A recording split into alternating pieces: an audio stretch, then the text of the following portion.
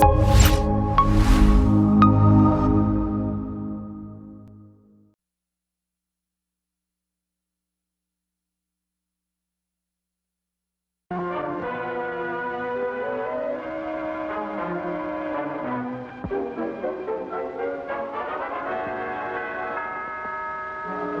and Mrs. North, starring Barbara Britton and Richard Denning.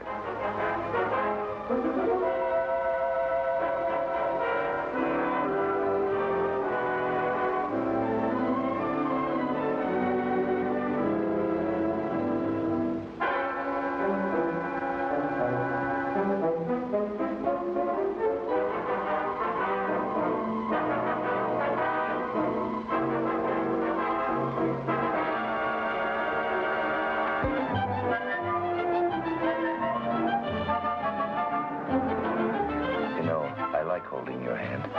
Do you? What's a girl like you doing in a place like this? Oh, girl's gotta make a living. What are you doing tonight? Going home. Tough day. Live alone?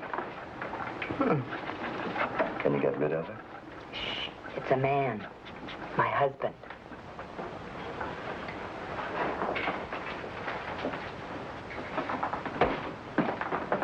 Hurry it up, will you? Oh, yes, sir. I'm sorry, sir.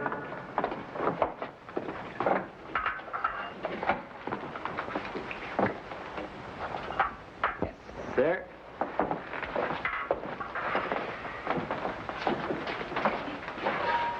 I hope you come again, sir. Mr. What did you say your name was? I didn't say. Yeah, keep the change, will you? Thank you. Thank you very much. Bye now.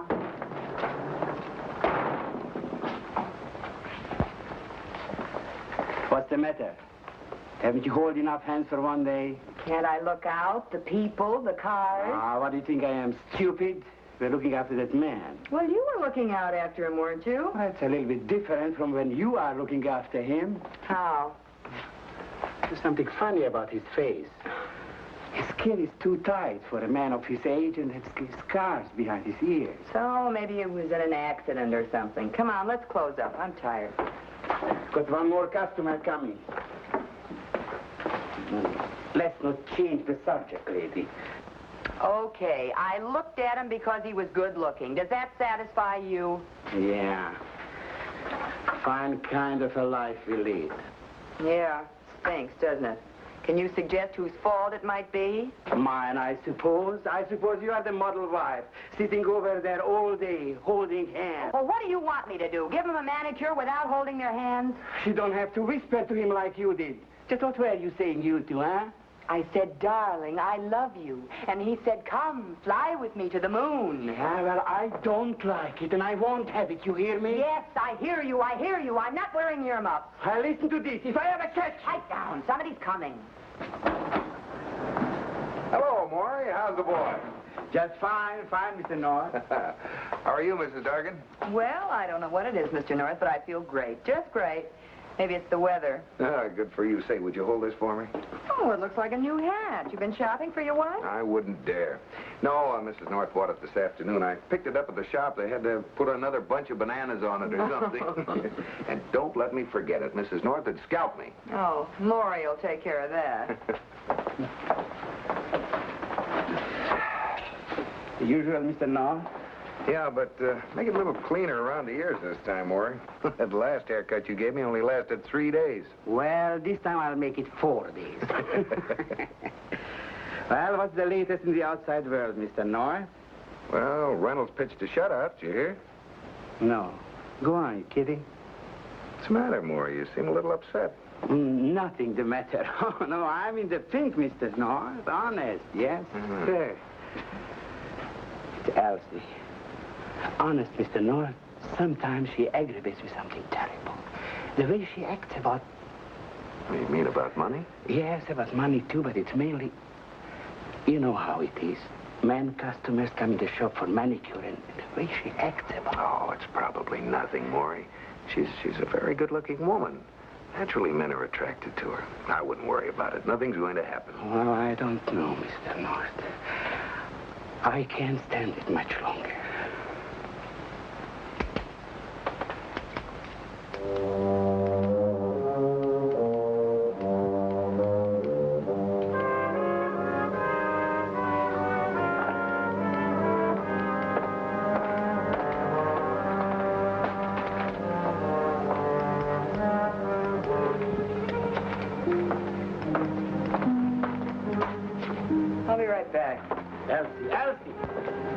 come back. See what I mean, Mr. North? You think you've got troubles, Morris? Take a look at this guy, Frank Matson, the police are after. Boy, he's in real hot water. If he's single, I'll trade places with him.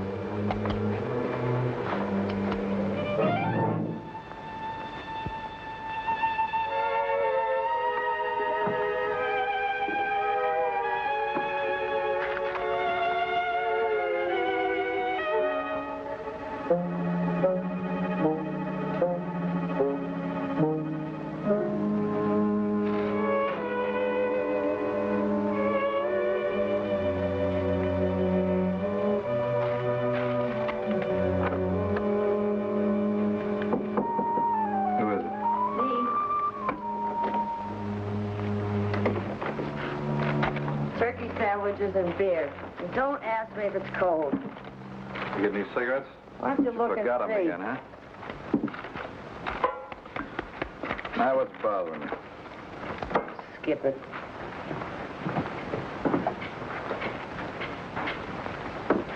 You think I like living in this joint any better than you do? Why don't we go out just once? Go to dinner, take in a show. Look. Anything to get out of this place. Look, honey, I told you I can't leave the joint. And I see you went to the barber, though. That's right, to grab a shave. It's only across the street. Well, what'd you have your face fixed for? What'd you go through all that and spend all that money? Sometimes I wonder myself. I got a feeling it hasn't changed enough.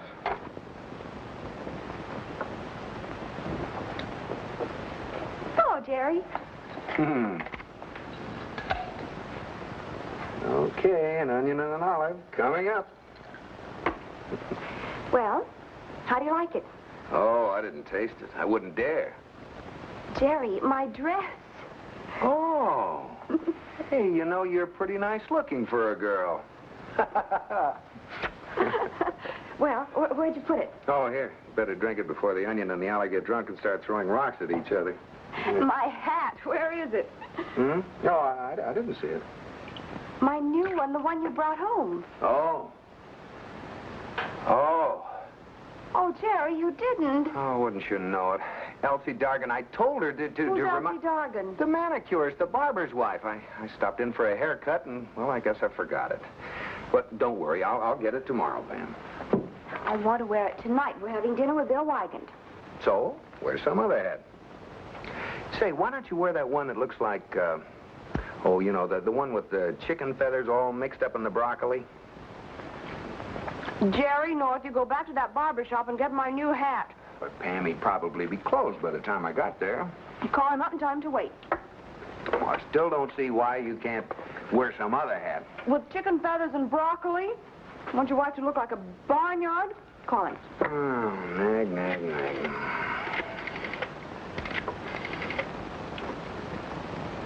Yeah, the head box is here. Well, Mr. North, I was just about ready to leave. I have an idea. If you want me to, I take it home with me. Save you half an hour driving. I live at the Colby Apartments, West 11th Street, just off the square, okay? No, I won't forget it. Okay. I'll be leaving right away as soon as Elsie gets back. Bye now.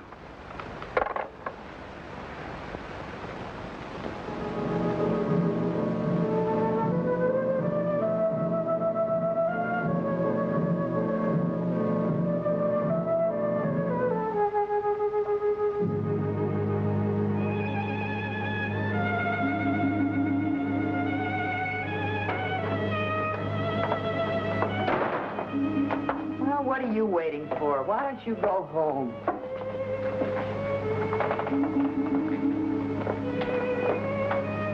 Aren't you coming? No, I'm not coming. Where are you going? I told you. On a flying trip to the moon. Who are you meeting? Take your hands off me. Why don't you go home and look at television? That's what you always do, isn't it? Don't get smart with me. Elsie, all I want to know who you're meeting. Aren't you going to tell me? No, I'm not. Then take your hands off me, you creep.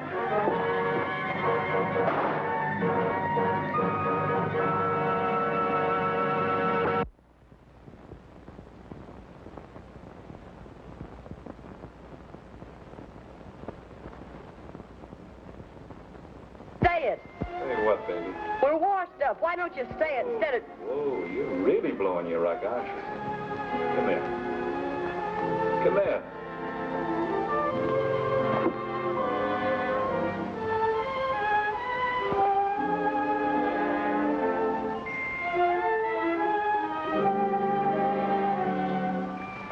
Does that dampen a fire any, baby? I never thought you'd walk out on me. Oh, honey, don't talk like that. You know I'd never walk out on you. I swear it. Well, I think I will go out and get a little fresh air. Is there anything you want me to bring you? Just bring yourself back, honey.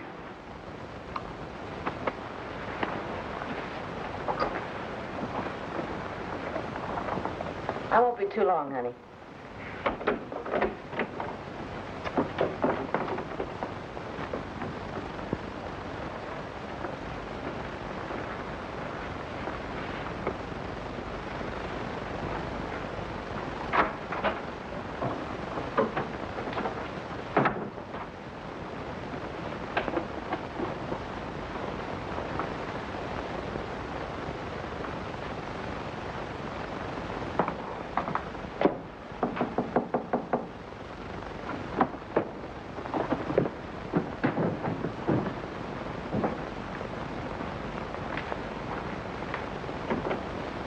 Why don't you use your key, honey?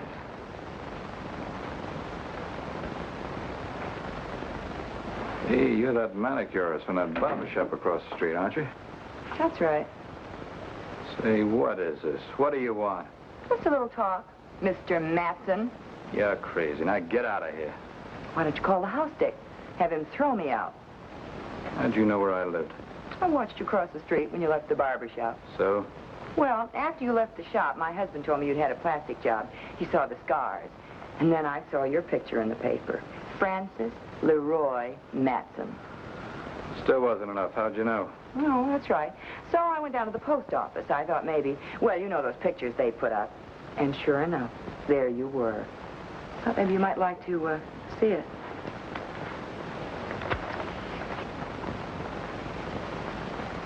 Checks, doesn't it? Height, weight, color of the eyes. Okay? You're looking to get your pretty little neck wrung, aren't you, honey? You want to know why? While I was in the post office, I got a real bright idea. So I wrote a letter saying exactly why I was coming here, what you look like now, and where you're staying.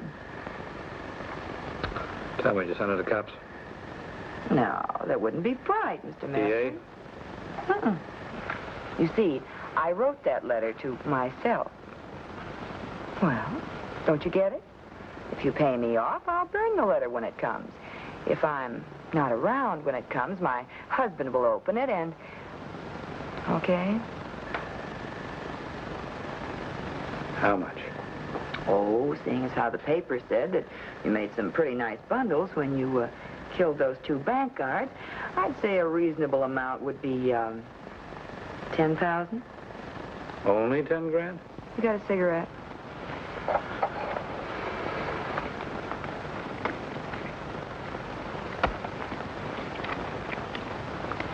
How are you and the barber going to get along on just 10 G's? My husband doesn't figure in this deal. What's he got against 10 G's? Nothing. Except I've got something against splitting it with him. I'm pulling out. Now, about the money. It's a pretty nice anklet you're wearing. Say anything on it? Just my name. I like it. It's only gold-plated. I mean what it's on. Well, a minute ago, you were ready to kill me. Sweetheart, that was a minute ago.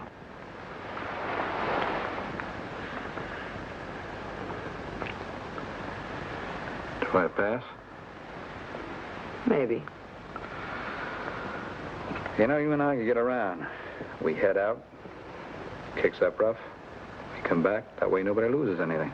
Yeah, except me, the 10,000. Oh, no, we keep right on going. You got a signed check. Fill it in for any amount. When would we hoist the anchor? Right now.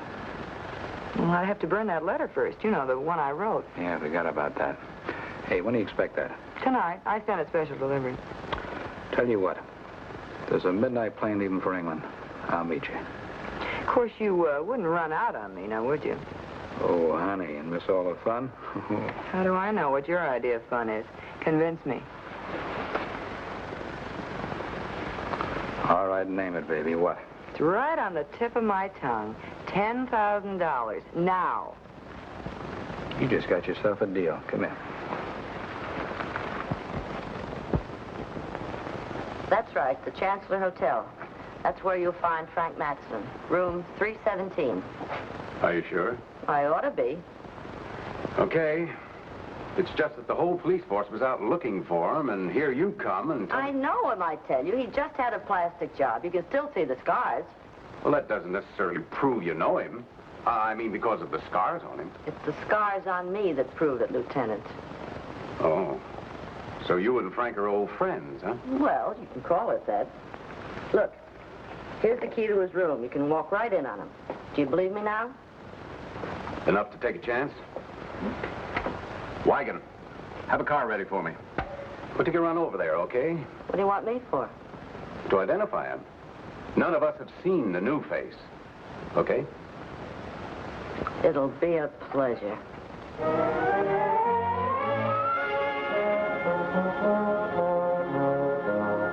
Mrs. North, oh, I am sorry. Mr. Dobkin, don't tell me you forgot my hat. Oh, this must be National Forget Pam's Hat Week. Jerry, that isn't funny. I've been upset all day long. My wife and I had an argument. Oh, well, I see. Well, now, Pam, you can get along without that hat tonight, can't you? Well, I suppose I'll have to. Unless... Unless what? Well, unless Mr. Dobkin will give us a key to his shop. Well, how about it, Maury? I promise not to swipe any haircuts. Do you mind? No, I don't mind, but this is the only other key. I mean, besides Elsie's. Excuse me.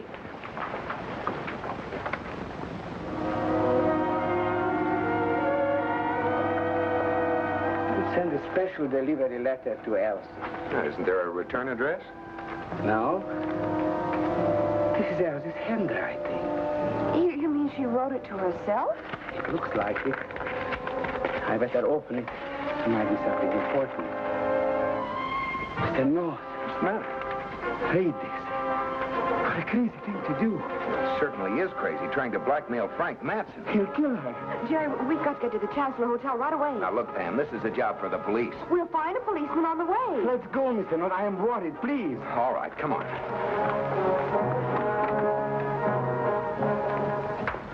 You sure you cautioned your guests not to come down to the lobby for the next 15 minutes? That's right.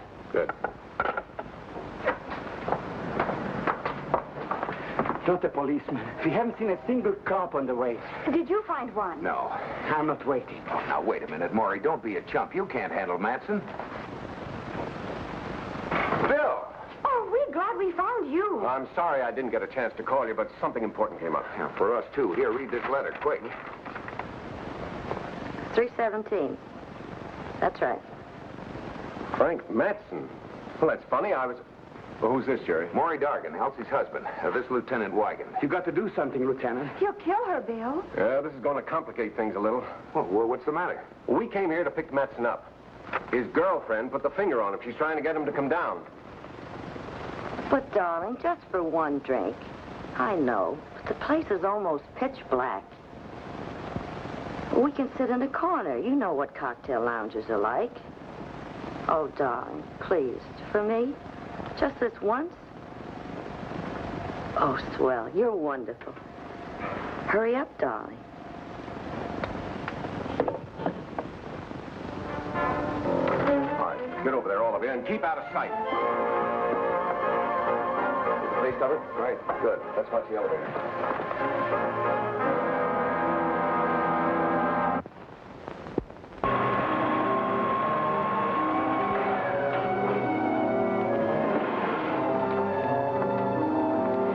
Matson, police, get your hands up.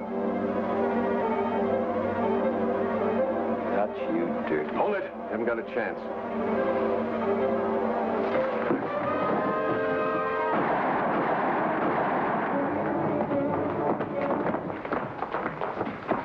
Is this Frank Matson? Yes. This is the man who came to my shop. So that's how Elsie... Where is she? Where is my wife? She didn't come down with him. You must make him tell you what he's done with her. You must make him tell you.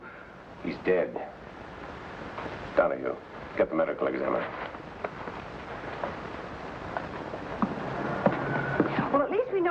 nothing. Elsie is not in Frank Matson's room. Where is she? You got your key, Maury? Oh.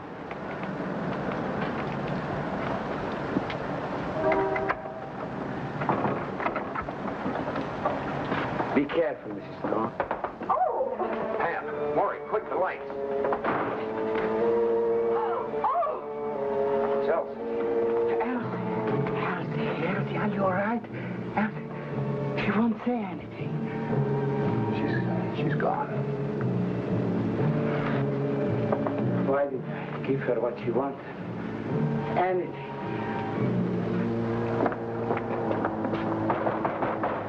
Why can't I go? What am I doing here? In a little while. The lieutenant don't like to be rushed, Miss Jansen.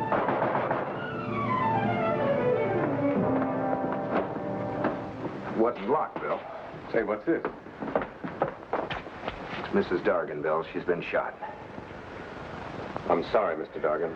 There's nothing you could do. She must have been out of her mind trying to get money out of Frank Matson. Miss Jansen, I suppose you think I did it. looks like you're going to have to answer a few questions. Such as? Why didn't you tell me the woman you saw go into Matson's room was Mrs. Dargan? Because I didn't know who she was. And why didn't you tell me she went up there to put the squeeze on him? Because I didn't know that either.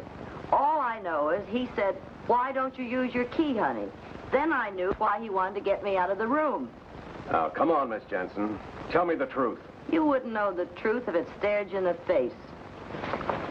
Oh. Pam, how did you ever get all that money? $10,000.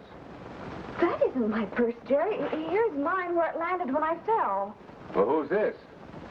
Miss Jansen, that belonged to you? No, it isn't mine. Dargan, do you recognize this?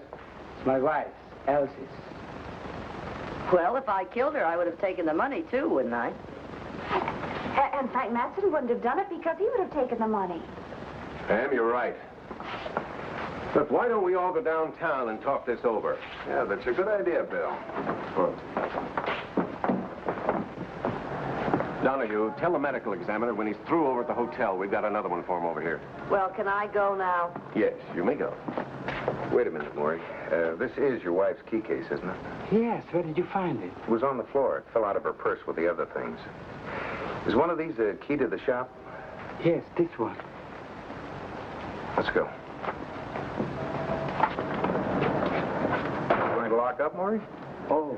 Look, hurry it up, will you, Jerry? You know, Bill, I don't think it'll be necessary for all of us to go downtown at that. Just you and Maury Dargan.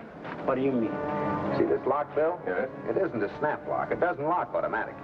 Well, of course, Mr. Dobkin had to use the key to both unlock the door and then lock it again. Exactly. There are only two keys to this place. His key and his wife's key, the one that was inside in her purse. Well, get to the point, will you, Jerry? Pam, what did Maury tell us when we were up in his apartment about the keys to this place? That there were only two, his and his wife's. Remember that, Maury? So unless you can convince the lieutenant that Elsie locked the door with her key after she was dead, you locked the door with your key after you killed her. That's crazy. I had no reason to kill her. This afternoon, when she ran out of the shop, you sounded pretty desperate. But Mr. North, we had just an ordinary argument like every husband and wife has. Ordinary? It didn't sound like an ordinary argument to me. Look out, Jerry! That was the only thing to do to a woman like that. There are worse things than women like that, Maury. I'd like to know what. Killers.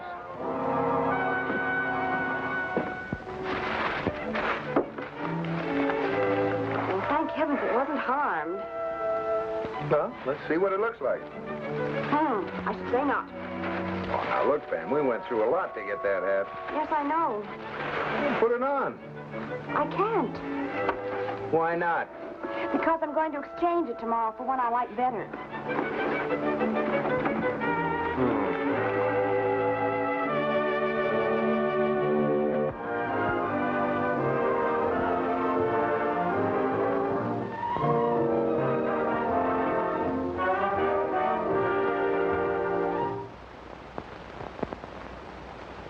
Mr. and Mrs. North is directed by Ralph Francis Murphy. A John W. Loveton production. Produced by Federal Telefilms. Starring Barbara Britton and Richard Denning, featuring Francis DeSale.